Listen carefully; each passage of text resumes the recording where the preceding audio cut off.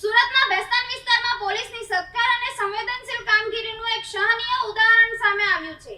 એકલી ભટકી મળી આવેલી 3 વર્ષીય બાળકી બેસ્તાન પોલીસે હોમગાર્ડ જવાને સુરક્ષિત રીતે તેને માતા સામે મિલાપ કરાવી માનવતાનું ઉત્તમ કાર્ય કર્યું છે. સુરત શહેરના બેસ્તાન વિસ્તારમાં પોલીસે માનવતાભર્યું અને પ્રશંસનીય કાર્ય કરી ગુમ થયેલી 3 વર્ષીય બાળકીને તેના માતા સાથે સુરક્ષિત રીતે મિલાપ કરાવ્યો છે. બેસ્તાન વિસ્તારમાં એક નાની બાળકી એકલી ભટકતી હોવાની માહિતી મળતા પોલીસ તાત્કાલિક હરકતમાં આવી હતી. બેસ્તાન પોલીસ સ્ટેશનના હોમગાર્ડ જવાને બાળકીને સુરક્ષિત કસ્ટડીમાં લઈને તેની સંભાળ રાખી હતી. ત્યારબાદ પોલીસ ટીમે બાળકીને લઈને તપાસ શરૂ કરી હતી. બાળકીની ઓળખ અને તેની પરિવારની માહિતી મેળવવા માટે વિવિધ વિસ્તારોમાં પૂછપરછ કરવામાં આવી હતી.